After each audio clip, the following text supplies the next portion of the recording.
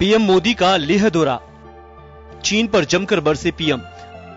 विस्तारवादी नीति पर बोला हमला, कहा अब विकासवादी युग चल रहा है, विस्तारवादी ताकतें दुनिया के लिए खतरा। चीन सीमा विवाद के बीच प्रधानमंत्री नरेंद्र मोदी ने लेह सीमा पर पहुंचकर सीधा संदेश दे दिया है। इतना ही नहीं, पीएम मोदी नाम लिए बगैर चीन पर जमकर बरसे। नीमू की फॉरवर्ड पोस्ट से सैनिकों को आह्वान करते हुए पीएम मोदी ने कहा कि जब देश की रक्षा आपके हाथों में है, आपके मजबूत इरादों में है, तो सिर्फ मुझे ही नहीं बल्कि पूरे देश को अटूट विश्वास है और देश निश्चिंत भी है। आपकी भुजाएं उन चट्टानों जैसी मजबूत है जो आपके इर्द गिर्द है। आपकी इच्छा शक्ति आसपास के पर्वतों की तरह अटल है। पीएम मोदी ने कहा कि गलवान में सैनिकों की वीरता ने पूरी दुनिया में यह संदेश दिया है कि भारत की ताकत क्या है। विस्तारवाद की जीत जब किसी पर सवार हुई है, उसने हमेशा विश्व शांति के सामने खतरा पैदा किया है। और साथियों, ये न भूले, इतिहास गवाह है कि ऐसी ताकतें मिट गई हैं या मुड़ने के लिए मजबूर हो गई है। इस दौरान पीएम मोदी ने चीन पर निशाना साधते हुए करारा प्रहार किया और कहा कि विस्तारवाद का युग खत्म हो चुका है, अब विकासवाद का समय आ गया है। तेजी से बदलते हुए समय में विकासवाद ही प्रासंगिक है, विकासवाद के लिए अवसर है और विकासवाद ही भविष्य का आधार है। बीती शताब्दी में विस्तारवाद ने ही मानव जाति का विनाश किया। किसी पर विस्तारवाद की जिद सवार हो तो वो हमेशा विश्व शांति के सामने खतरा है। पीएम मोदी ने कहा कि इतिहास गवाह है कि ऐसी ताकतें मिट जाती है। इस बीच विदेश मंत्रालय के प्रवक्ता ने कहा कि किसी को भी ऐसा काम नहीं करना चाहिए जिससे तनाव और बढ़े। अब देश में बॉर्डर इंफ्रास्ट्रक्चर पर खर्च करीब 3 गुना कर दिया गया है। इससे बॉर्डर एरिया डेवलपमेंट और सीमा पर सड़कें पुल बनाने का काम भी बहुत तेजी से हुआ है। पीएम मोदी के सीमा दौरे से सैनिकों का हौसला बढ़ा है और वहीं गलवान घाटी पर भारत का हक बताकर चीन को यह संदेश भी दे दिया है कि भारत पीछे हटने वाला नहीं है। ब्यूरो रिपोर्ट, जन टीवी न्यूज। नमस्कार, जन टीवी में स्वागत है आपका। मैं हूं योगेंद्र, आप देख रहे हैं खास खबर। खास खबर में बात करेंगे प्रधानमंत्री नरेंद्र मोदी की लेह दौरे की। लेह में जाने के कुछ मायने हैं। वहां गलवान घाटी में 15 जून की मिडनाइट जो घटना हुई, उसके बाद पहले राजनाथ सिंह जी ने उसके करीब से दौरा किया, सेना के आला अफसर वहां पर जाकर के आए, लेकिन प्रधानमंत्री के दौरे के अपने चाइना को जमकर कोसा भी और कहा भी कि ये विस्तारवाद का युग नहीं है, अब विकासवाद का है। और जब भी विस्तारवादी सोच रही है तो विश्व में शांति हो। तो चलिए, ये मुद्दा हमारा यही है और आज हमारे साथ इस मुद्दे पर चर्चा करने के लिए लेफ्टिनेंट जनरल SPS कटेवा साहब हमारे साथ जुड़े हैं, ब्रिगेडियर भगवान सिंह जी हमारे साथ में जुड़े हुए हैं, विदेश मामलों के जानकार प्रोफेसर डॉक्टर करमवीर सिंह जी हमारे साथ हैं। आप सभी का स्वागत है। मैं सबसे पहले जनरल साहब आपके पास आना चाहूंगा। मोदी साहब के इस दौरे के क्या मायने हो सकते हैं, क्योंकि तनाव अभी खत्म नहीं हुआ है, बेशक कुछ भी कहा जाए, लेकिन जिस तरह की चीजें सामने निकल करके आ रही हैं उससे तो यही कहा जाएगा कि 15 जून के बाद से आज भी वहां पे हालात सामान्य नहीं है। तो मोदी साहब का वहां जाना, इसका कुछ मैसेज है? देखिए, मोदी साहब का, प्रधानमंत्री जी का वहां स्वयं जाना और बिना किसी पुराने प्रोग्राम के ले की, आपको मैं ये बता दूं कि वहां की जो हाइट है, जिस जगह पे न्योमा में जो आज उन्होंने सैनिक सम्मेलन लिया था, उसकी 11 से 12 हजार के बीच की हाइट है।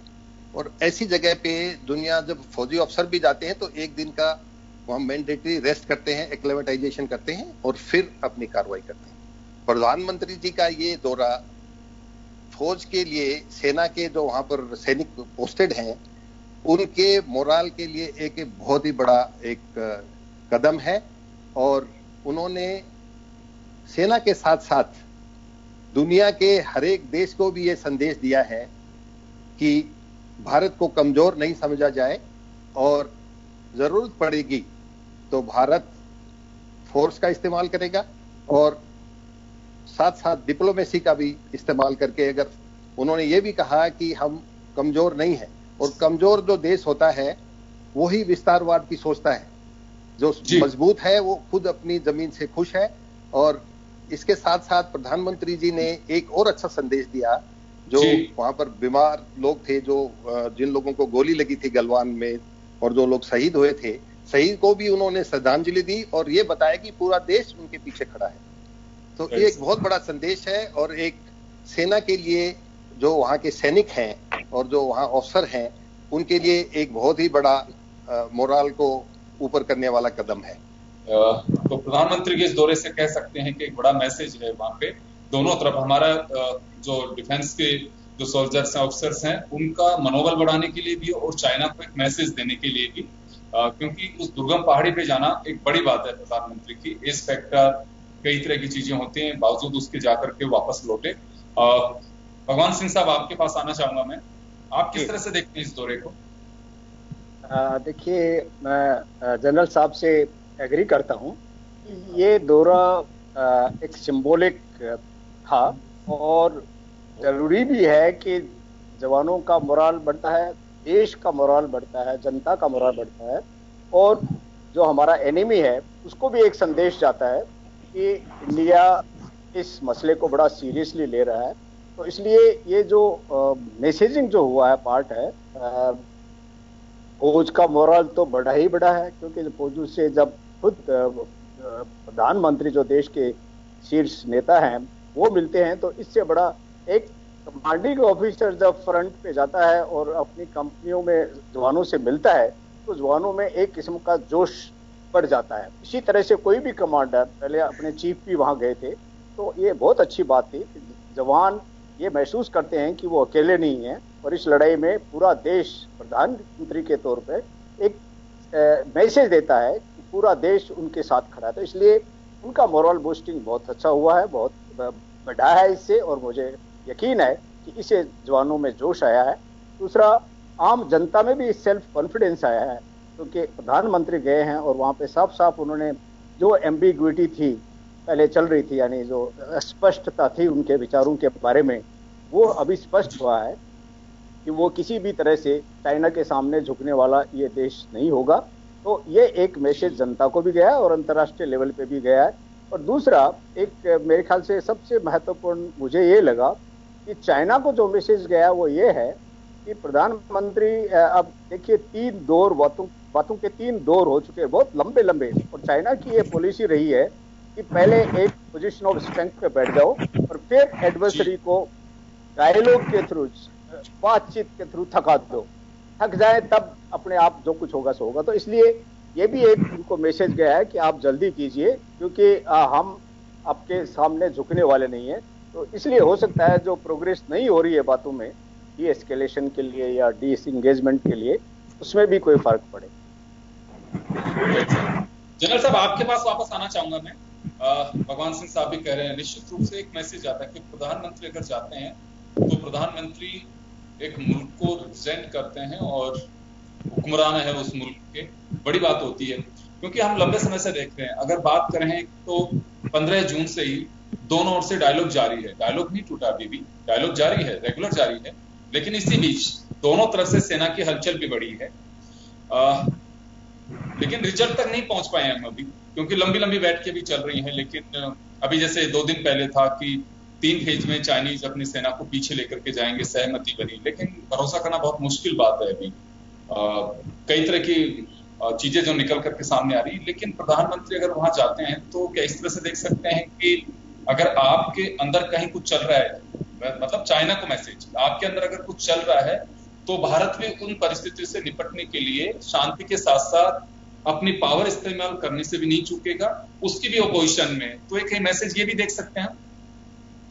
देखिए, इसके प्रधानमंत्री की ने जो टीवी पे दिखाया है, जो उन्होंने संदेश दिया है, इसके अलावा मुझे ये पक्का विश्वास है कि उन्होंने कमांडर्स के थ्रू ऑप्स रूम में ब्रीफिंग भी ली होगी और हालात की कॉन्फिडेंशियल जानकारी, और उन्होंने अपना माइंड दिया होगा कमांडर्स को कि वो क्या चाहते हैं। तो ये तो एक बात थी जो जिसको टीवी स्टूडियो पे डिस्कस नहीं कर सकते, और डायलॉग जरूर है आपस में, डायलॉग जरूर उनकी जो ऑप्स रूम में कॉन्फ्रेंस हुई होगी, वहां उन्होंने अपना पूरा का पूरा बताया होगा इरादा क्या है, और जो वहां के कमांडर्स हैं उन्होंने हमारी जो स्ट्रॉन्ग पॉइंट्स और हमारी कमियां क्या क्या हैं उनका जायजा जरूर प्रधानमंत्री जी ने लिया होगा। जहां तक बिल्डअप का सवाल है, क्योंकि चाइना बिल्डअप कर रहा है और डिप्लोमेसी की पैरेलल बातचीत चल रही है, उस बातचीत के दौरान ही उन्होंने ऐसा काम किया। गलवान घाटी में उन्होंने हमारी पीठ में छुरा भोपा, जब वो डिसएंगेजमेंट की कार्रवाई चल रही थी उस टाइम पर उन्होंने ऐसा धोखा का काम किया। तो इसको देखते हुए हमारा जो बिल्टअप है वो चल रहा है, और क्योंकि अभी रोड ओपन पीरियड है, वो लद्दाख का इलाका सिर्फ 5 महीने के लिए सड़क खुलती है, बाकी 7 महीने वहां सड़क बंद रहती है। तो जितना इक्विपमेंट और जितने आर्मामेंट जाने हैं वो अभी रोड ओपन पीरियड में ही जाते हैं। तो हमारे एक बख्तरबंद है जो आर्मर्ड ब्रिगेड है वो वहां पर तैनात की गई है, और उसके साथ साथ मैकेनाइज्ड इन्फेंट्री की कुछ टुकड़ियां तैनात की गई हैं, मिसाइल्स तैनात की गई। इसी तरह से हमारी जो आर्टिलरी है वो सब वहां तैनात कर रही है, क्योंकि ये भरोसा नहीं है कि डिप्लोमेसी चलेगी, फेल होगी और कहीं हमको आखिरी रास्ता जो कि बिल्कुल तो लड़ाई दोनों का तरफ से है तैयारी, हमको दोनों तरफ से तैयारी है। जो अक्सर कहा भी जाता है, चाहे डिफेंस हो या फिर हम कई बार शास्त्रों को भी पढ़ते आ रहे हैं, उसमें भी ये कहा जाता है कि दोनों तरफ से डायलॉग भी रहना चाहिए, और आपका जो शक्ति बल है अगर उसकी जरूरत पड़े तो उसके लिए भी हमें तैयार रहना चाहिए। तो ये माना जा सकता है कि दोनों तरह की तैयारियां हैं हमारी। हाँ, दोनों तरह की तैयारियां हैं, और ये बिल्कुल चल रही हैं कि जिस तरह से चीन के जो जिन्होंने घुसपैठ करके वहां पर बंकर बना रहे हैं, डिफेंस फोर्टिफिकेशन बन रहे हैं, हेलीपैड्स बन रहे हैं, ऑब्जर्वेशन पोस्ट बना रहे हैं, खास करके पैंगोंग लेक के जो फिंगर 4 से लेके फिंगर 8 का इलाका है उसमें उन्होंने काफी ऑक्यूपेशन किया है। और उसको क्योंकि पहाड़ी इलाकों में जो डिफेंस ले लेता है और जो हाइट पे होता है उसको एडवांटेज होता है, तो इस पे अगर मिलिट्री एक्शन, टेक्टिकल एक्शन लिया जाएगा तो उसके it will have a cost. उसको हमको वो आखिरी एक हथियार है और आखिरी एक वो तरीका है जिससे कि चीन को वहां से खदेड़ा जाए। इसके लिए सारी तैयारियां टेक्टिकल लेवल पे, नीचे के लेवल पे वो तैयारी कर रहे हैं अपनी पूरी की पूरी किसी भी कंटिजेंसी का सामना करने के लिए। इसी तरह से चीन भी वहां बढ़ता जा रहा है, और जब भी एलओसी के ऊपर दोनों तरफ से नजदीक से eyeball to eyeball अगर पोजीशन ले ली जाती है दोनों तरफ की सेनाओं ने, तो उसके बीच में ऐसे मौके कई बार आ जाते हैं कि तो उसको गोली चलाना या फोर्स यूज करने का ऐसा आसान काम जो वैसे लगता है कि नहीं होगा, परंतु उसको करने की जरूरत पड़ सकती है। तो उसकी तैयारी पूरी सेना की है। पर इसके साथ साथ हमारे फॉरेन मिनिस्टर चाइना के फॉरेन मिनिस्टर से बात कर रहे हैं, और सबसे अच्छी बात योगेंद्र जी ये है कि पूरी दुनिया, आज जापान का भी एक स्टेटमेंट आया है जिन्होंने बोला है कि इन्होंने चीन ने यूनिलेटरल स्टेटस को तोड़ा है और उनको वापस आना चाहिए।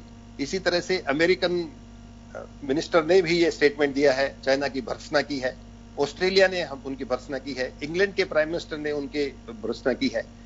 सिर्फ जो साउथ ईस्ट एशियन कंट्रीज हैं, जो मलेशिया, इंडोनेशिया, वो उन वियतनाम, इन सब के चीन उनके कुछ ना कुछ उनको छेड़ता रहता है, कुछ छेड़खानी और कुछ ना कुछ हरकत उनके खिलाफ करता रहता है, पर उनकी तरफ से अभी रसिया के एक पार्ट पे भी उसने अपना कब्जा जताने की कोशिश की है और कहा जा रहा है कि ये चाइना का हिस्सा है। मैं आप सर दोनों से एक बात और जानना चाहूंगा यहाँ पे कि देखिए ये घटना गलवान घाटी की जो हुई दुर्भाग्यपूर्ण है, लेकिन भारत के लिए एक मुझे लगता है कि चाइना को सबक सिखाने के लिए, चाइना को मैसेज देने के लिए, चाइना से टॉक करने का शायद उचित अवसर भी है। इसे उस दृष्टि से हम देखें, उसकी वजह ये मुझे जो लगता है क्या चाइना चौतरफा घिरा हुआ है, कोई भी मुल्क उसको सपोर्ट इस तरह से नहीं कर रहा जहां कि पहले कभी कि चलो न्यूट्रल पोजीशन में रहते थे लोग, वैसे आज स्थिति नहीं है। अमेरिका उसके खिलाफ, रसिया उसके खिलाफ। यही शायद बड़ी वजह है कि फाइटर प्लेन्स देने के लिए, जल्दी से जल्दी देने के लिए रूस ने भारत को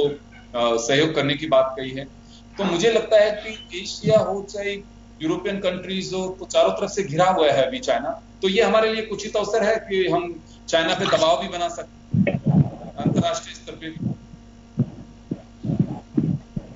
जहां तक दबाव का सवाल है, जो डिप्लोमेसी और जो फॉरेन सपोर्ट है, आपको मैं ये बता दूं कि पूरी दुनिया अगर जंग छिड़ गई तो बाकी दुनिया के देश हमारे साथ यहाँ आकर के हमारे साथ चीन के खिलाफ लड़ाई नहीं लड़ेंगे। लड़ाई सिर्फ हिंदुस्तान की सेना ने लड़नी है। लड़ना पड़ेगा। हाँ, और वो लड़ाई एक लास्ट रिजॉर्ट है। वो लड़ाई डिप्लोमेटिक प्रेशर से ही, डिप्लोमेटिक प्रेशर और हमारा शो ऑफ स्ट्रेंथ की हम भी उतने ही अच्छी तरह तैयार हैं और उनसे ज्यादा तैयार हैं। हालांकि उनकी फौज, उनकी सेना, उनका इक्विपमेंट हमसे कहीं ज्यादा है नंबरों में, परंतु जहां तक लद्दाख और अरुणाचल की टेरेन का सवाल है, वहां पर हमारे डिफेंसेस ऑलरेडी प्रिपेयर्ड हैं।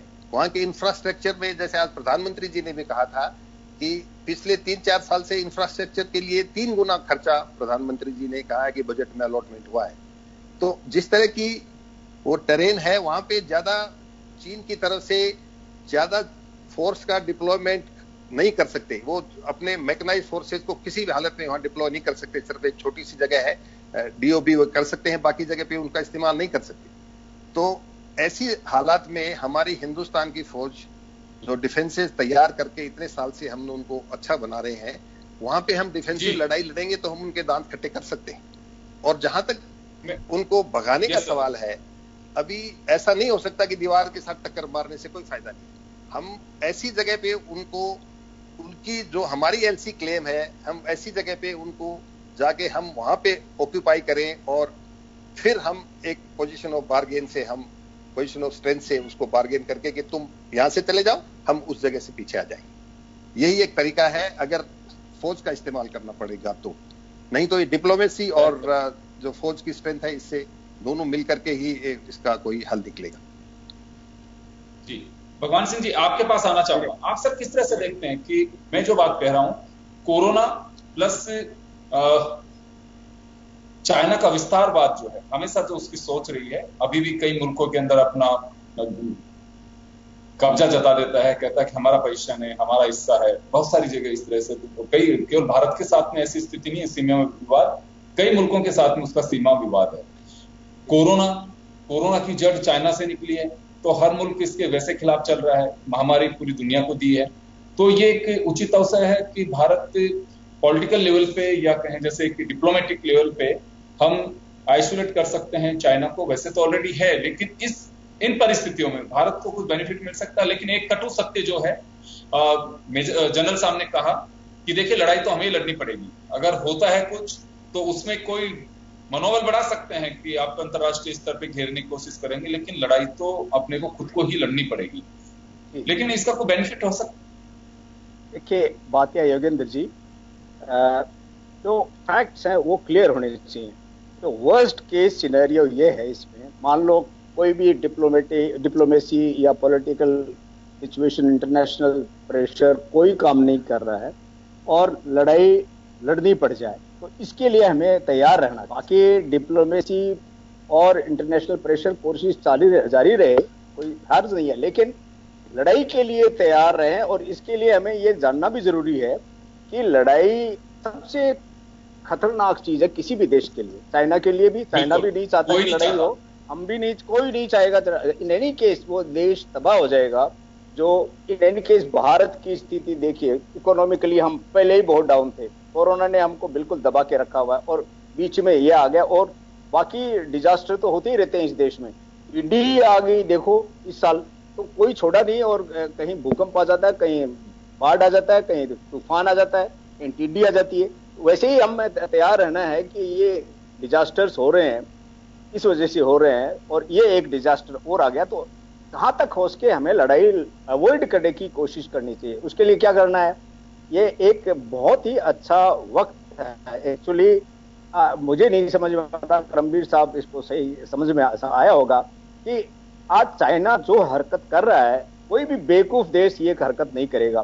चाइना आज बिल्कुल ऐसी स्थिति में है जो बिल्कुल दुनिया में आइसोलेट हो चुका है, अलग थलग हो चुका है। और आप देखिए उसके यहाँ भी सबसे पंगा ले रखा उसने, जापान से पंगा ले लिया एक आइलैंड के लिए, ये जो एशियन कंट्रीज हैं उनसे साउथ ईस्ट चाइना सी से पंगा ले रखा है उसने, और ताइवान से उसका पंगा है। हांगकांग में उसने सख्त कानून लगा के सारी दुनिया से पंगा ले लिया, और फिर इसी वक्त भारत के साथ में पंगा ले रहा है।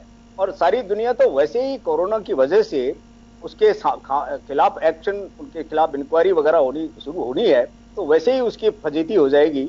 तो ये कोई वक्त नहीं था उसको इंडिया के साथ किसी किस्म का पंगा लेने का। लेकिन उन्होंने क्या सोचा है, उनको क्या समझ में आया, मुझे नहीं पता। लेकिन यदि स्ट्रेटेजी के तौर पे देखो तो ये वक्त उसके लिए भी जरूर अच्छा नहीं है, और उसका अच्छा वक्त नहीं है, उससे हमें थोड़ा फायदा है।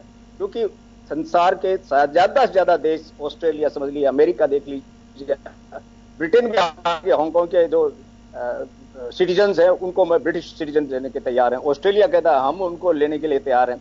ये इससे चाइना चिढ़ गया, तो जापान का स्टेटमेंट उनके खुलकर खिलाफ आया है। आप ये देखिए, जो भी दुनिया के खास पावर्स हैं, diplomatically they are totally against China today.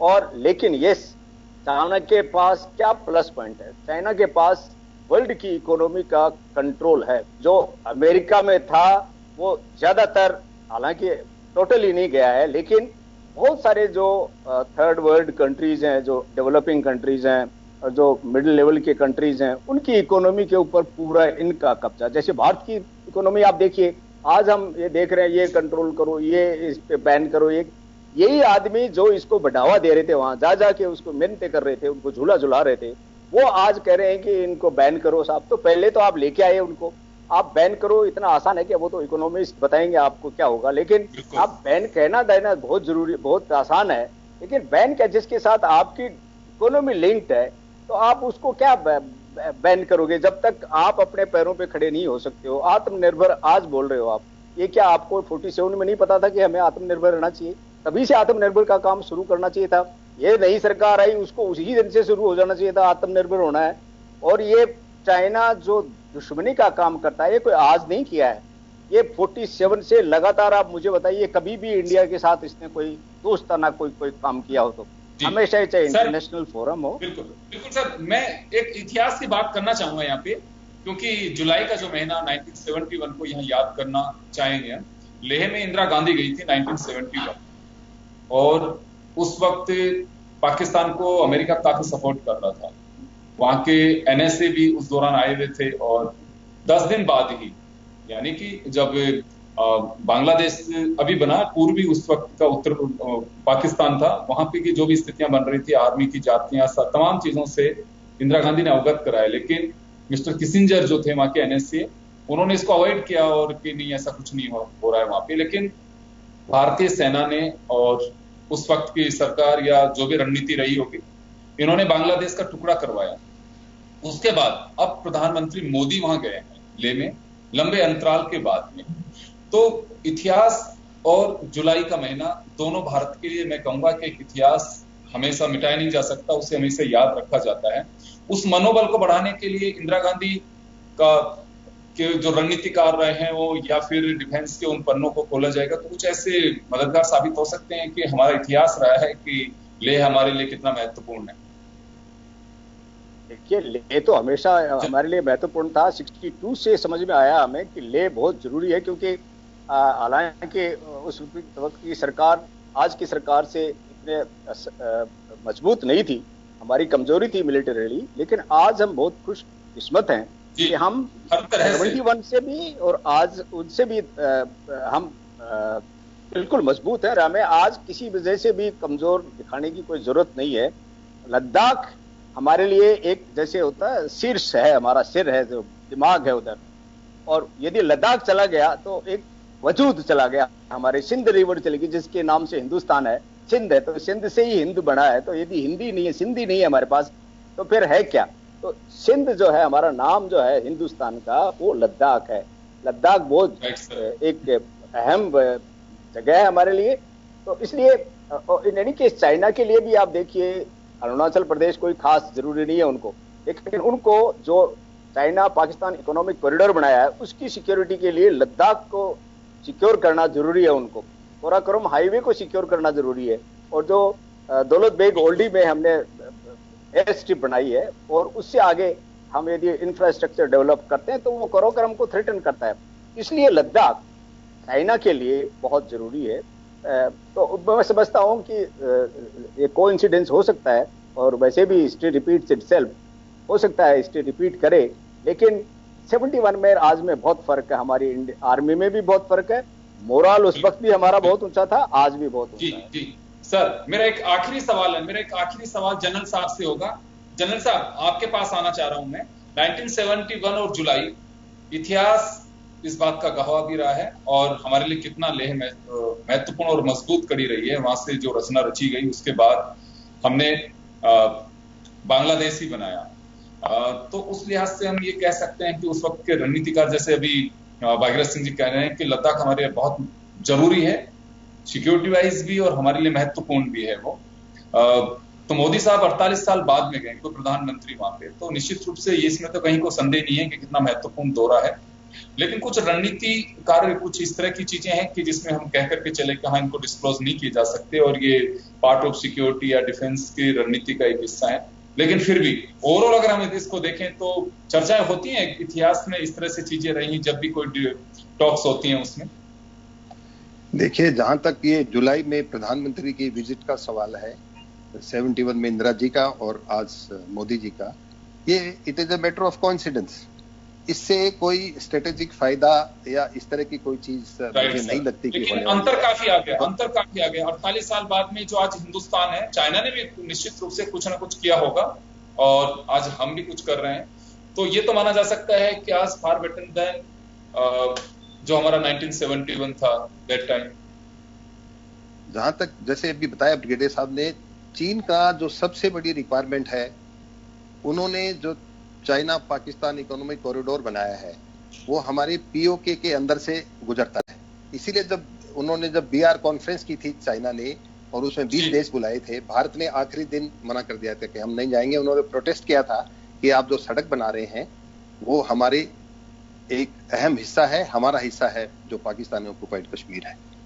क्योंकि उस सड़क के साथ इन्होंने सड़क और वो जो कॉरिडोर बना है उससे उनका एक जो पोर्ट है पाकिस्तान का, उस पोर्ट से वो सारा का सारा अपना एक्सपोर्ट करेंगे अफ्रीकन कंट्रीज और बाकी मैं रोकना चाहूंगा सर, जनरल साहब मैं रोकना चाहूंगा, मैं माफी चाहूंगा, समय का थोड़ा अभाव है, मैं यही रोकना चाहूंगा। तो कुल मिलाकर के 48 साल बाद मुल्क के प्रधानमंत्री वहां पहुंचे। इससे पहले इंदिरा गांधी 1971 में गई थी। लेह में ये दौरा प्रधानमंत्री का काफी महत्वपूर्ण कहा जा सकता है, डिप्लोमेटिक भी और सेना की हौसला अफजाई के लिए भी बहुत सही इस दौरे को कहा जा सकता है, महत्वपूर्ण दौरा इसे माना जा सकता है और आने वाले दिनों में इसके बेहतर परिणाम सामने आ सकते हैं। वजह साफ है कि अगर चाइना के समझ में आना चाहिए कि हिंदुस्तान भी आपकी तैयारी से कम तैयार नहीं है, हर तरह की तैयारी कर रहा है, तो इस लिहाज से कहा जाएगा कि सेना के लिए और डिप्लोमेटिक स्तर दोनों के लिए यह दौरा काफी महत्वपूर्ण है। बहुत बहुत शुक्रिया जनरल साहब और ब्रिगेडियर साहब आपका, और खास खबर में आज इतना ही। दीजिए इजाजत, नमस्कार।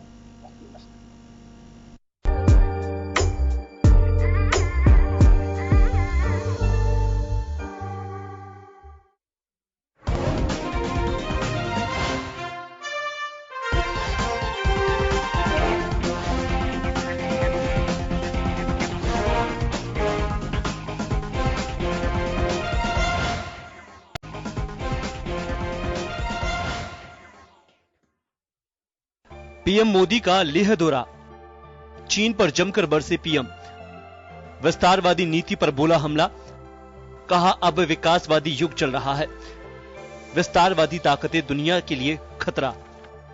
चीन सीमा विवाद के बीच प्रधानमंत्री नरेंद्र मोदी ने लेह सीमा पर पहुंचकर सीधा संदेश दे दिया है।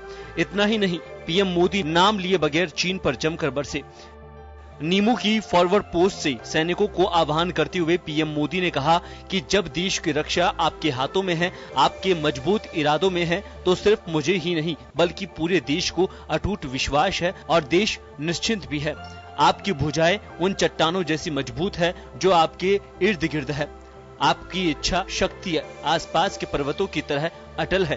पीएम मोदी ने कहा कि गलवान में सैनिकों की वीरता ने पूरी दुनिया में यह संदेश दिया है कि भारत की ताकत क्या है।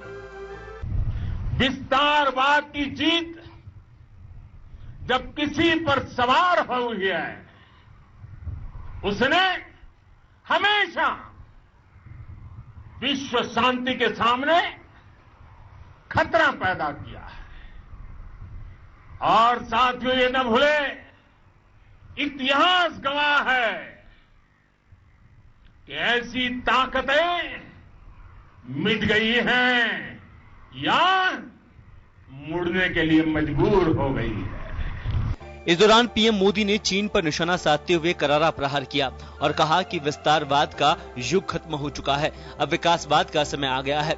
तेजी से बदलते हुए समय में विकासवाद ही प्रासंगिक है, विकासवाद के लिए अवसर है और विकासवाद ही भविष्य का आधार है। बीती शताब्दी में विस्तारवाद ने ही मानव जाति का विनाश किया।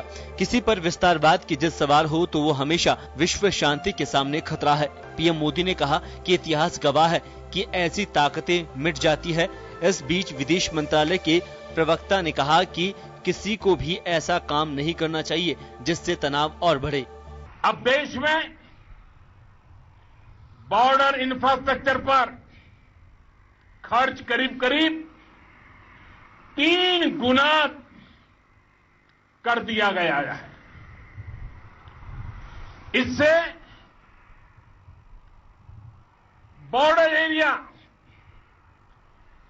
एरिया डेवलपमेंट और सीमा पर सड़कें पुल बनाने का काम भी बहुत तेजी से हुआ है। पीएम मोदी के सीमा दौरे से सैनिकों का हौसला बढ़ा है और वहीं गलवान घाटी पर भारत का हक बताकर चीन को यह संदेश भी दे दिया है कि भारत पीछे हटने वाला नहीं है। ब्यूरो रिपोर्ट, जन टीवी न्यूज। नमस्कार जन टीवी में स्वागत है आपका। मैं हूं योगेंद्र, आप देख रहे हैं खास खबर। खास खबर में बात करेंगे प्रधानमंत्री नरेंद्र मोदी के लेह दौरे की। लेह में जाने के कुछ मायने हैं। वहां गलवान घाटी में 15 जून की मिडनाइट जो घटना हुई, उसके बाद पहले राजनाथ सिंह जी ने उसके करीब से दौरा किया, सेना के आला अफसर वहां पर जाकर के आए, लेकिन प्रधानमंत्री के दौरे के अपने चाइना को जमकर कोसा भी और कहा भी कि ये विस्तारवाद का युग नहीं है, अब विकासवाद का है। और जब भी विस्तारवादी सोच रही है तो विश्व में शांति हो। तो चलिए, ये मुद्दा हमारा यही है और आज हमारे साथ इस मुद्दे पर चर्चा करने के लिए लेफ्टिनेंट जनरल SPS कटेवा साहब हमारे साथ जुड़े हैं, ब्रिगेडियर भगवान सिंह जी हमारे साथ में जुड़े हुए हैं, विदेश मामलों के जानकार प्रोफेसर डॉक्टर करमवीर सिंह जी हमारे साथ हैं। आप सभी का स्वागत है। मैं सबसे पहले जनरल साहब आपके पास आना चाहूंगा। मोदी साहब के इस दौरे के क्या मायने हो सकते हैं, क्योंकि तनाव अभी खत्म नहीं हुआ है, बेशक कुछ भी कहा जाए, लेकिन जिस तरह की चीजें सामने निकल करके आ रही हैं उससे तो यही कहा जाएगा कि 15 जून के बाद से आज भी वहां पे हालात सामान्य नहीं है। तो मोदी साहब का वहां जाना, इसका कुछ मैसेज है? देखिए, मोदी साहब का, प्रधानमंत्री जी का वहां स्वयं जाना और बिना किसी पुराने प्रोग्राम के, लेकिन आपको मैं ये बता दूं कि वहां की जो हाइट है, जिस जगह पे न्योमा में जो आज उन्होंने सैनिक सम्मेलन लिया था, उसकी 11 से 12 हजार के बीच की हाइट है। और ऐसी जगह पे दुनिया जब फौजी अफसर भी जाते हैं तो एक दिन का वहां मैंडेटरी रेस्ट करते हैं, एक्लेमेटाइजेशन करते हैं और फिर अपनी कार्रवाई करते हैं। प्रधानमंत्री जी का ये दौरा फौज के लिए, सेना के जो वहां पर सैनिक पोस्टेड हैं, उनके मोराल के लिए एक बहुत ही बड़ा एक कदम है। और उन्होंने सेना के साथ साथ दुनिया के हर एक देश को भी ये संदेश दिया है कि भारत को कमजोर नहीं समझा जाए और जरूरत पड़ेगी तो भारत फोर्स का इस्तेमाल करेगा और साथ साथ डिप्लोमेसी का भी इस्तेमाल करके। अगर उन्होंने ये भी कहा कि हम कमजोर नहीं है, और कमजोर जो देश होता है वही विस्तारवाद की सोचता है, जो मजबूत है वो खुद अपनी जमीन से खुश है। और इसके साथ साथ प्रधानमंत्री जी ने एक और अच्छा संदेश दिया, जो वहां पर बीमार लोग थे, जो जिन लोगों को गोली लगी थी गलवान में और जो लोग शहीद हुए थे, शहीद को भी उन्होंने श्रद्धांजलि दी और ये बताया कि पूरा देश उनके पीछे खड़ा है। तो ये एक बहुत बड़ा संदेश है और एक सेना के लिए, जो वहां के सैनिक हैं और जो वहां अफसर हैं, उनके लिए एक बहुत ही बड़ा मोरल को ऊपर करने वाला कदम है। तो प्रधानमंत्री के इस दौरे से कह सकते हैं कि एक बड़ा मैसेज है वहां पे दोनों तरफ। हमारा जो डिफेंस के जो सोल्जर्स हैं, ऑफिसर्स हैं, उनका मनोबल बढ़ाने के लिए भी और चाइना को एक मैसेज देने के लिए भी, क्योंकि उस दुर्गम पहाड़ी पे जाना एक बड़ी बात है प्रधानमंत्री की। एज फैक्टर, कई तरह की चीजें होती हैं, बावजूद उसके जाकर के वापस लौटे। भगवान सिंह साहब, आपके पास आना चाहूंगा मैं। आप किस तरह से देखते हैं इस दौरे को? देखिए, मैं जनरल साहब से एग्री करता हूं कि ये दौरा एक सिंबॉलिक था और जरूरी भी है कि जवानों का मोरल बढ़ता है, देश का मोरल बढ़ता है, जनता का मोरल बढ़ता है और जो हमारा एनिमी है उसको भी एक संदेश जाता है कि इंडिया इस मसले को बड़ा सीरियसली ले रहा है। तो इसलिए ये जो मैसेजिंग जो हुआ है पार्ट है, फौज का मोरल तो बढ़ा ही बढ़ा है, क्योंकि फौज से जब खुद प्रधानमंत्री जो देश के शीर्ष नेता हैं वो मिलते हैं, तो इससे बड़ा एक कमांडिंग ऑफिसर जब फ्रंट पे जाता है और अपनी कंपनियों में जवानों से मिलता है तो जवानों में एक किस्म का जोश बढ़ जाता है। इसी तरह से कोई भी कमांडर, पहले अपने चीफ भी वहां गए थे, तो ये बहुत अच्छी बात थी कि जवान ये महसूस करते हैं कि वो अकेले नहीं है और इस लड़ाई में पूरा देश प्रधानमंत्री के तौर पे एक मैसेज देता है कि पूरा देश उनके साथ खड़ा है। तो इसलिए उनका मोरल बूस्टिंग बहुत अच्छा हुआ है, बहुत बढ़ा है इससे, और मुझे यकीन है कि इससे जवानों में जोश आया है। दूसरा, आम जनता में भी सेल्फ कॉन्फिडेंस आया है, क्योंकि प्रधानमंत्री गए हैं और वहां पे साफ साफ उन्होंने जो एम्बिग्विटी थी पहले चल रही थी, यानी जो अस्पष्टता थी उनके विचारों के बारे में, वो अभी स्पष्ट हुआ है कि वो किसी भी तरह से चाइना के सामने झुकने वाला ये देश नहीं होगा। तो ये एक मैसेज जनता को भी गया है और अंतर्राष्ट्रीय लेवल पे भी गया है।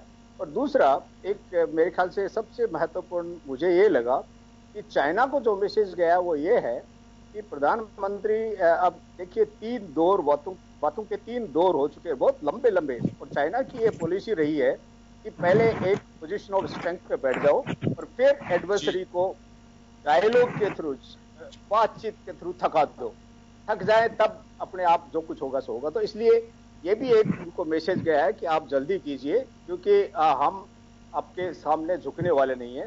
तो इसलिए हो सकता है जो प्रोग्रेस नहीं हो रही है बातों में डी एस्केलेशन के लिए या डिसएंगेजमेंट के लिए, उसमें भी कोई फर्क पड़े। जनरल साहब, आपके पास वापस आना चाहूंगा मैं। भगवान सिंह साहब भी कह रहे हैं, निश्चित रूप से एक मैसेज आता है कि प्रधानमंत्री अगर जाते हैं तो प्रधानमंत्री एक मुल्क को रिप्रेजेंट करते हैं और हुक्मरान है उस मुल्क के, बड़ी बात होती है। क्योंकि हम लंबे समय से देख रहे हैं, अगर बात करें तो 15 जून से ही दोनों ओर से डायलॉग जारी है, डायलॉग नहीं टूटा, अभी भी डायलॉग जारी है, रेगुलर जारी है। लेकिन इसी बीच दोनों तरफ से सेना की हलचल भी बढ़ी है, लेकिन रिजल्ट तक नहीं पहुंच पाए हम अभी, क्योंकि लंबी लंबी बैठकें भी चल रही हैं। लेकिन अभी जैसे 2 दिन पहले था कि 3 फेज में चाइनीज अपनी सेना को पीछे लेकर के जाएंगे, सहमति बनी, लेकिन भरोसा करना बहुत मुश्किल बात है अभी। कई तरह की चीजें जो निकल करके सामने आ रही, लेकिन प्रधानमंत्री अगर वहां जाते हैं तो क्या इस तरह से देख सकते हैं कि अगर आपके अंदर कहीं कुछ चल रहा है, मतलब चाइना को मैसेज, आपके अंदर अगर कुछ चल रहा है तो भारत भी उन परिस्थितियों से निपटने के लिए शांति के साथ साथ अपनी पावर इस्तेमाल करने से भी नहीं चूकेगा, उसकी भी अपोजिशन में, तो एक मैसेज ये भी देख सकते हैं।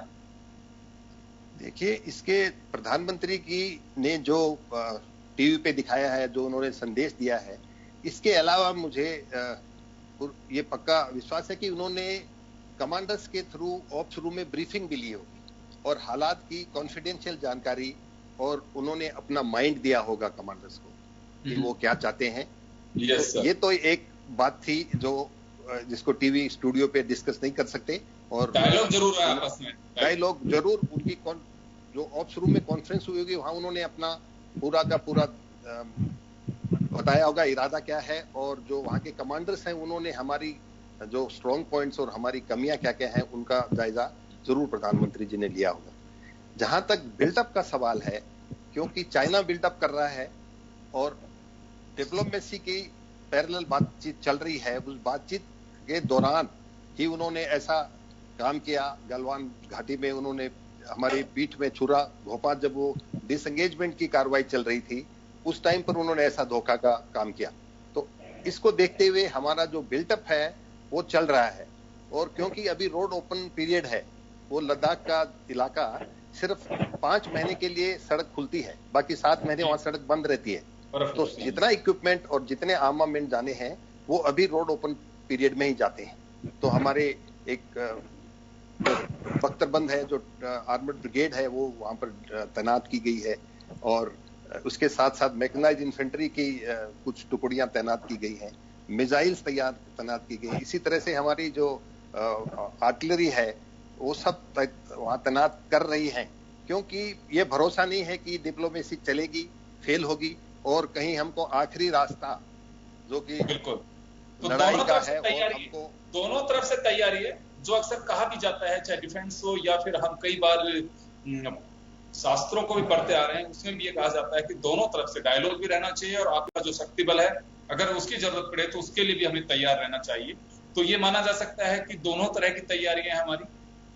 हाँ, दोनों तरह की तैयारियां हैं और ये बिल्कुल चल रही है कि जिस तरह से चीन के जो जिन्होंने घुसपैठ करके वहां पर बंकर बना रहे हैं, डिफेंस फोर्टिफिकेशन बन रहे हैं, हेलीपैड्स बन रहे हैं, ऑब्जर्वेशन पोस्ट बना रहे हैं, खास करके पैंगोंग लेक के जो फिंगर 4 से लेके फिंगर 8 का इलाका है उसमें उन्होंने काफी ऑक्यूपेशन किया है।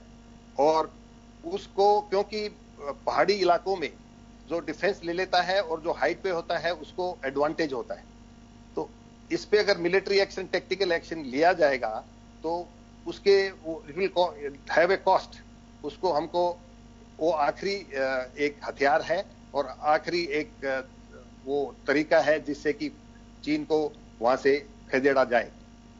इसके लिए सारी तैयारियां टेक्टिकल लेवल पे, नीचे के लेवल पे वो तैयारी कर रहे हैं अपनी पूरी की पूरी किसी भी कंटिजेंसी का सामना करने के लिए। इसी तरह से चीन भी वहां बढ़ता जा रहा है और जब भी एलओसी के ऊपर दोनों तरफ से नजदीक से eyeball to eyeball अगर पोजीशन ले ली जाती है दोनों तरफ की सेनाओं ने, तो उसके बीच में ऐसे मौके कई बार आ जाते हैं कि वो उसको गोली चलाना या फोर्स यूज करने का ऐसा आसान काम जो वैसे लगता है कि नहीं होगा, परंतु उसको करने की जरूरत पड़ सकती है। तो उसकी तैयारी पूरी सेना की है। पर इसके साथ साथ हमारे फॉरेन मिनिस्टर, चाइना के फॉरेन मिनिस्टर से बात कर रहे हैं। और सबसे अच्छी बात योगेंद्र जी ये है कि पूरी दुनिया, आज जापान का भी एक स्टेटमेंट आया है जिन्होंने बोला है कि इन्होंने चीन ने यूनिलेटरल स्टेटस को तोड़ा है और उनको वापस आना चाहिए। इसी तरह से अमेरिकन मिनिस्टर ने भी ये स्टेटमेंट दिया है, चाइना की भर्त्सना की है। ऑस्ट्रेलिया ने उनकी भर्त्सना की है। इंग्लैंड के प्राइम मिनिस्टर ने उनके भर्त्सना की है। सिर्फ जो साउथ ईस्ट एशियन कंट्रीज हैं, जो मलेशिया, इंडोनेशिया, वो उन वियतनाम, इन सब के चीन उनके कुछ ना कुछ उनको छेड़ता रहता है, कुछ छेड़खानी और कुछ ना कुछ हरकत उनके खिलाफ करता रहता है। पर उनकी तरफ से अभी रसिया के भी एक पार्ट पे भी उसने अपना कब्जा जताने की कोशिश की है और कहा जा रहा है कि ये चाइना का हिस्सा है। मैं आप सर दोनों से एक बात और जानना चाहूंगा यहाँ पे कि देखिए ये घटना गलवान घाटी की जो हुई दुर्भाग्यपूर्ण है, लेकिन भारत के लिए एक मुझे लगता है कि चाइना को सबक सिखाने के लिए, चाइना को मैसेज देने के लिए, चाइना से टॉक करने का शायद उचित अवसर भी है। इसे उस दृष्टि से हम देखें। उसकी वजह ये मुझे जो लगता है, क्या चाइना चौतरफा घिरा हुआ है, कोई भी मुल्क उसको सपोर्ट इस तरह से नहीं कर रहा जहां कि पहले कभी कि चलो न्यूट्रल पोजीशन में रहते थे लोग, वैसे आज स्थिति नहीं है। अमेरिका उसके खिलाफ, रसिया उसके खिलाफ। यही शायद बड़ी वजह है कि फाइटर प्लेन्स देने के लिए, जल्दी से जल्दी देने के लिए रूस ने भारत को सहयोग करने की बात कही है। तो मुझे लगता है कि एशिया हो चाहे यूरोपियन कंट्रीज हो, तो चारों तरफ से घिरा हुआ है अभी चाइना। तो ये हमारे लिए उचित अवसर है कि हम चाइना पे दबाव भी बना सकते हैं अंतर्राष्ट्रीय स्तर पे भी। जहां तक दबाव का सवाल है, जो डिप्लोमेसी और जो फॉरेन सपोर्ट है, आपको मैं ये बता दूं कि पूरी दुनिया अगर जंग छिड़ गई तो बाकी दुनिया के देश हमारे साथ यहाँ आकर के हमारे साथ चीन के खिलाफ लड़ाई नहीं लड़ेंगे। लड़ाई सिर्फ हिंदुस्तान की सेना ने लड़नी है। हाँ, और वो लड़ाई एक लास्ट रिजॉर्ट है, वो लड़ाई डिप्लोमेटिक प्रेशर से ही, डिप्लोमेटिक प्रेशर और हमारा शो स्ट्रेंथ की हम भी उतने ही अच्छी तरह तैयार हैं और उनसे ज्यादा तैयार हैं। हालांकि उनकी फौज, उनकी सेना, उनका इक्विपमेंट हमसे कहीं ज्यादा है नंबरों में, परंतु जहां तक लद्दाख और अरुणाचल की टेरेन का सवाल है, वहां पर हमारे डिफेंसेस ऑलरेडी प्रिपेयर्ड हैं। वहां के इंफ्रास्ट्रक्चर में, जैसे आज प्रधानमंत्री जी ने भी कहा था कि पिछले 3-4 साल से इंफ्रास्ट्रक्चर के लिए 3 गुना खर्चा प्रधानमंत्री जी ने कहा है कि बजट में अलॉटमेंट हुआ है। तो जिस तरह की वो टेरेन है, वहां पे ज्यादा चीन की तरफ से ज्यादा फोर्स का डिप्लॉयमेंट नहीं कर सकते। वो अपने मैकेनाइज फोर्सेस को किसी भी हालत में वहां डिप्लॉय नहीं कर सकते। सिर्फ एक छोटी सी जगह है, डीओबी कर सकते हैं, बाकी जगह पे उनका इस्तेमाल नहीं कर सकते। तो ऐसी हालात में हमारी हिंदुस्तान की फौज जो डिफेंसेस तैयार करके इतने साल से हम उनको अच्छा बना रहे हैं, वहां पे हम डिफेंसिव लड़ाई लड़ेंगे तो हम उनके दांत खट्टे कर सकते हैं। और जहां तक उनको भगाने का सवाल है, अभी ऐसा नहीं हो सकता कि दीवार के साथ टक्कर मारने से कोई फायदा नहीं।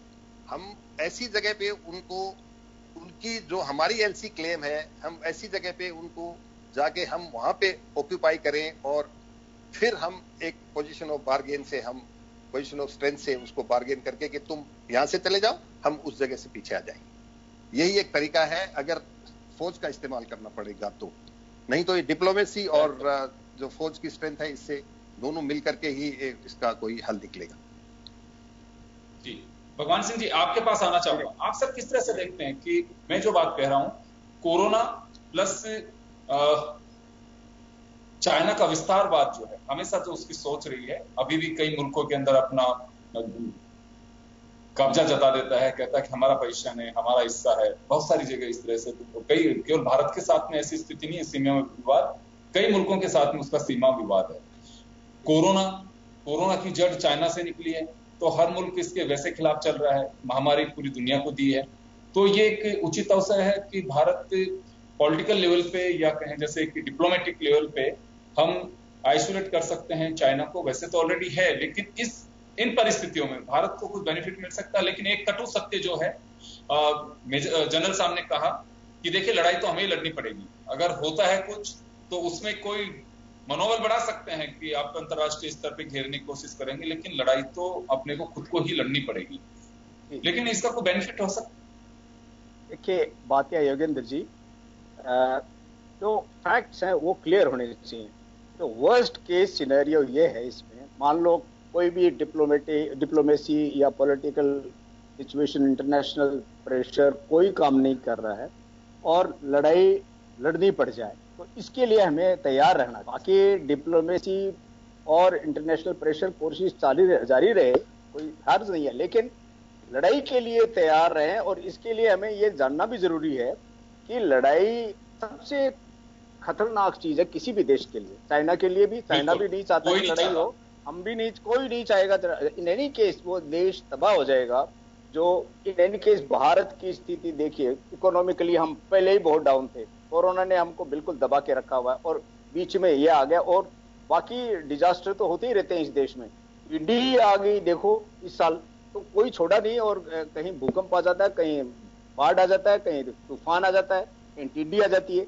वैसे ही हम तैयार रहना है कि ये डिजास्टर्स हो रहे हैं, इस वजह से हो रहे हैं, और ये एक डिजास्टर और आ गया, तो कहां तक हो सके हमें लड़ाई अवॉइड करने की कोशिश करनी चाहिए। उसके लिए क्या करना है, ये एक बहुत ही अच्छा वक्त है एक्चुअली। मुझे नहीं समझ में आता, करमबीर साहब इसको सही समझ में आया होगा कि आज चाइना जो हरकत कर रहा है, कोई भी बेवकूफ देश ये हरकत नहीं करेगा। चाइना आज बिल्कुल ऐसी स्थिति में है जो बिल्कुल दुनिया में आइसोलेट हो चुका है, अलग थलग हो चुका है। और आप देखिए, उसके यहाँ भी सबसे पंगा ले रखा उसने, जापान से पंगा ले लिया एक आइलैंड के थे। ये जो एशियन कंट्रीज हैं उनसे साउथ ईस्ट चाइना सी से पंगा ले रखा है उसने, और ताइवान से उसका पंगा है। हांगकांग में उसने सख्त कानून लगा के सारी दुनिया से पंगा ले लिया, और फिर इसी वक्त भारत के साथ में पंगा ले रहा है। और सारी दुनिया तो वैसे ही कोरोना की वजह से उसके खिलाफ एक्शन, उनके खिलाफ इंक्वायरी वगैरह शुरू होनी है, तो वैसे ही उसकी फजीती हो जाएगी। तो ये कोई वक्त नहीं था उसको इंडिया के साथ किसी किस्म का पंगा लेने का। लेकिन उन्होंने क्या सोचा है, उनको क्या समझ में आया, मुझे नहीं पता। लेकिन यदि स्ट्रेटेजी के तौर पे देखो तो ये वक्त उसके लिए भी जरूर अच्छा नहीं है, और उसका अच्छा वक्त नहीं है, उससे हमें थोड़ा फायदा है। क्योंकि संसार के ज्यादा से ज्यादा देश, ऑस्ट्रेलिया समझ लीजिए, अमेरिका देख लीजिए, ब्रिटेन में हांगकांग के जो सिटीजन है उनको मैं ब्रिटिश सिटीजन देने के तैयार हैं। ऑस्ट्रेलिया कहता है हम उनको लेने के लिए तैयार हैं। ये इससे चाइना चिढ़ गया, तो जापान का स्टेटमेंट उनके खुलकर खिलाफ आया है। आप ये देखिए, जो भी दुनिया के खास खास पावर्स हैं, diplomatically they are totally against China today. और लेकिन यस, चाइना के पास क्या प्लस पॉइंट है, चाइना के पास वर्ल्ड की इकोनॉमी का कंट्रोल है। जो अमेरिका में था वो ज्यादातर, हालांकि टोटली नहीं गया है, लेकिन बहुत सारे जो थर्ड वर्ल्ड कंट्रीज हैं, जो डेवलपिंग कंट्रीज हैं और जो मिडिल लेवल के कंट्रीज हैं, उनकी इकोनॉमी के ऊपर पूरा इनका कब्जा। जैसे भारत की इकोनॉमी आप देखिए, आज हम ये देख रहे हैं, ये कंट्रोल करो, ये इस पे बैन करो। यही आदमी जो इसको बढ़ावा दे रहे थे, वहां जा जाके उसको मिन्नतें कर रहे थे, उनको झूला झुला रहे थे, वो आज कह रहे हैं कि इनको बैन करो साहब। तो पहले तो आप लेके आए उनको, आप बैन करो, इतना आसान है कि वो तो इकोनॉमिस्ट बताएंगे आपको क्या होगा। लेकिन आप बैन कहना देना बहुत जरूरी, बहुत आसान है, लेकिन बैन क्या, जिसके साथ आपकी इकोनॉमी लिंक्ड है, तो आप उसको क्या बैन करोगे जब तक आप अपने पैरों पे खड़े नहीं हो सकते हो। आत्मनिर्भर आज बोल रहे हो आप, ये क्या आपको 47 में नहीं पता था कि हमें आत्मनिर्भर रहना चाहिए?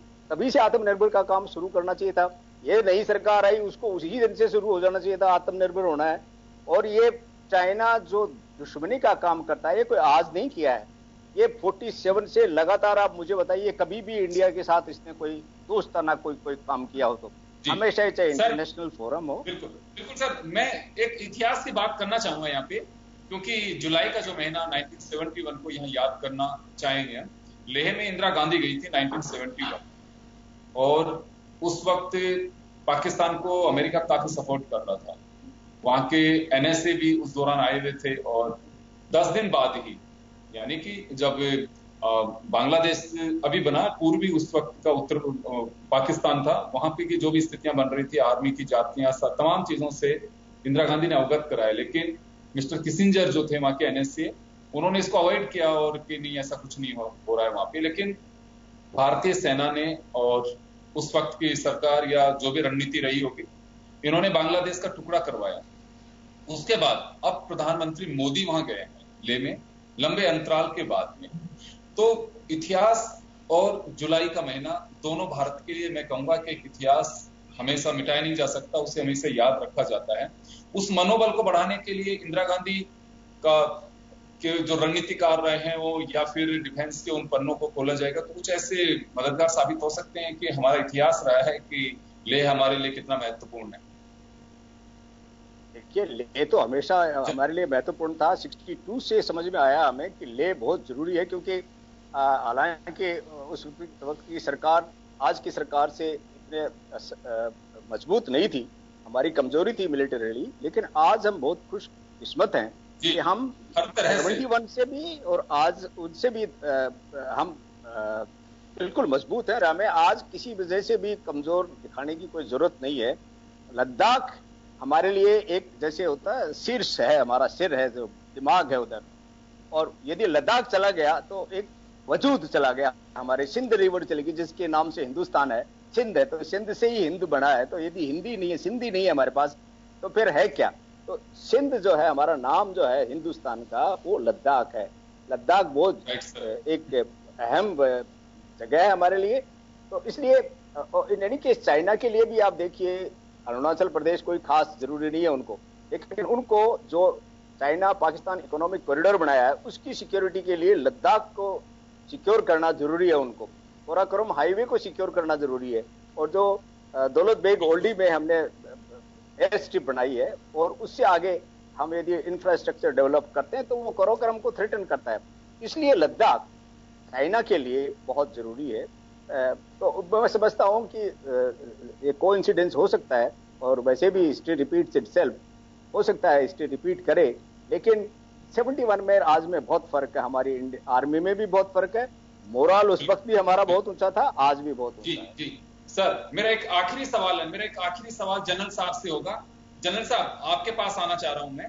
1971 और जुलाई इतिहास इस बात का गवाह भी रहा है और हमारे लिए कितना लेह महत्वपूर्ण और मजबूत कड़ी रही है। वहां से जो रचना रची गई उसके बाद हमने बांग्लादेश ही बनाया।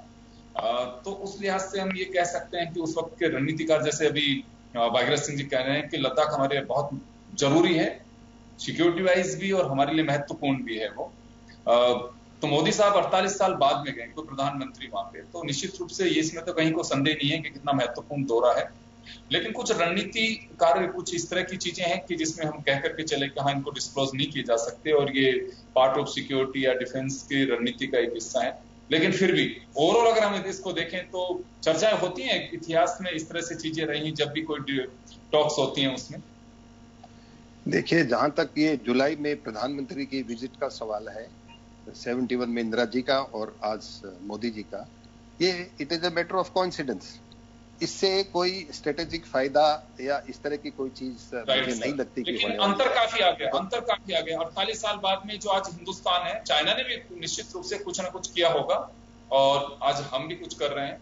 तो ये तो माना जा सकता है कि आज फार बेटर देन जो हमारा 1971 था दैट टाइम। जहां तक जैसे अभी बताया ब्रिगेडियर साहब ने, चीन का जो सबसे बड़ी रिक्वायरमेंट है, उन्होंने जो चाइना पाकिस्तान इकोनॉमिक कॉरिडोर बनाया है वो हमारे पीओके के अंदर से गुजरता है। इसीलिए जब उन्होंने बीआर कॉन्फ्रेंस की थी चाइना ने और उसमें 20 देश बुलाए थे, भारत ने आखिरी दिन मना कर दिया था कि हम नहीं जाएंगे। उन्होंने प्रोटेस्ट किया था कि आप जो सड़क बना रहे हैं वो हमारे एक अहम हिस्सा है, हमारा हिस्सा है जो पाकिस्तान में ऑक्युपाइड कश्मीर है।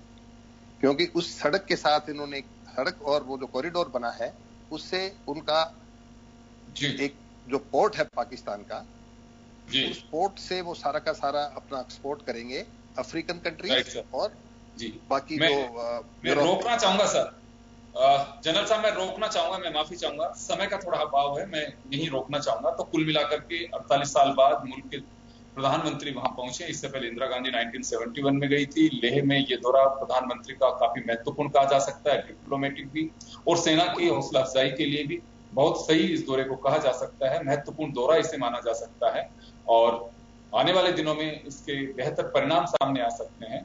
वजह साफ है कि अगर चाइना के समझ में आना चाहिए कि हिंदुस्तान भी आपकी तैयारी से कम तैयार नहीं है, हर तरह की तैयारी कर रहा है, तो इस लिहाज से कहा जाएगा कि सेना के लिए और डिप्लोमेटिक स्तर दोनों के लिए ये दौरा काफी महत्वपूर्ण है। बहुत बहुत शुक्रिया जनरल साहब और ब्रिगेडियर साहब आपका, और खास खबर में आज इतना ही, दीजिए इजाजत, नमस्कार।